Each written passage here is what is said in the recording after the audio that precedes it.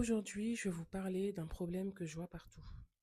Un problème qui explique pourquoi beaucoup de marques stagnent, pourquoi elles n'évoluent pas, même quand elles ont un bon produit.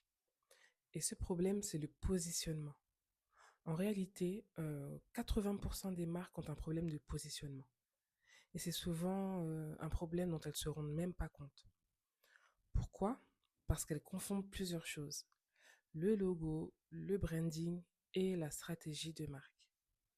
Alors que c'est pas du tout la même chose, on est d'accord. Beaucoup d'entrepreneurs pensent que leur marque commence par un logo. Ils passent des heures à travailler dessus, la typo, les couleurs, le design. Mais un logo, ce n'est pas une marque. Un logo, c'est tout simplement un symbole visuel. C'est la signature graphique de la marque, mais elle ne dit rien sur la différence avec les autres marques, la promesse ou la place que cette marque occupe dans l'esprit du client. Le deuxième problème, la seconde confusion que je vois souvent, c'est au niveau du branding. Le branding, qu'est-ce que c'est? C'est la perception globale de ta marque. C'est ce que les gens ressentent quand ils voient ton contenu, ton univers et ton produit. Et ça inclut ton identité de marque, ton ton de communication, comment tu t'adresses à ta cible, ton storytelling, ce que tu dis de ton produit, et l'expérience que tu proposes ou que tu désires proposer. Mais même le branding n'est pas suffisant, parce qu'avant le branding, il y a quelque chose d'encore plus important. Vous devez savoir ce que c'est si vous suivez mon contenu depuis un certain temps. J'en parle tout le temps.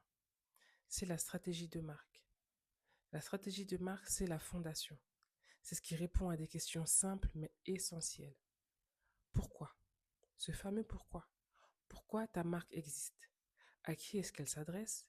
Quel problème est-ce qu'elle résout? Et surtout, pourquoi quelqu'un devrait choisir ta marque plutôt qu'une autre? C'est ça le positionnement. Le positionnement, c'est la place que ta marque occupe dans l'esprit des gens. Par exemple, tu as certaines marques qui sont perçues comme des marques super innovantes, d'autres qui sont plus accessibles. Tu as des marques plus premium ou tu as des marques super engagées. Mais si ta marque ne représente rien de clair, alors elle devient interchangeable, pour ne pas dire invisible. Et quand une marque est interchangeable, elle finit souvent dans une guerre de prix qui ne va pas en sa faveur. Donc comment savoir si une marque est mal positionnée? Il y a quelques signes assez simples. Le premier, on ne comprend pas clairement ce que fait la marque. Quand quelqu'un arrive sur ton site ou sur ton profil, il devrait comprendre en quelques secondes ce que tu fais, pour qui tu le fais et pourquoi c'est différent.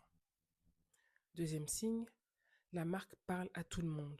On le connaît, hein, ce fameux je veux vendre à tout le monde. Mais quand un produit dit mon produit est pour tout le monde, en réalité, cette marque ne parle à personne.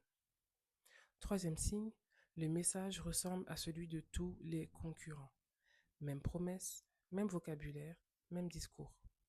Et dans ce cas, la marque disparaît dans le bruit. C'est bruyant, on reçoit tellement d'informations qu'il faut vraiment avoir un message qui soit clair et personnalisé. Une marque forte ne commence pas par un logo. Elle commence par une stratégie claire. Quand le positionnement est fort, le marketing devient plus simple, la communication devient plus cohérente et les clients, eux, comprennent immédiatement la valeur. C'est souvent là que la croissance commence vraiment. Si ce sujet t'intéresse, je vais partager régulièrement des réflexions sur la stratégie de marque, le marketing et l'innovation. Si tu es en train de construire une marque ou un projet créatif, j'ai aussi un e-book gratuit sur les bases d'une stratégie solide. Merci à toi d'avoir écouté cet épisode. On se dit à bientôt et surtout, reste créatif.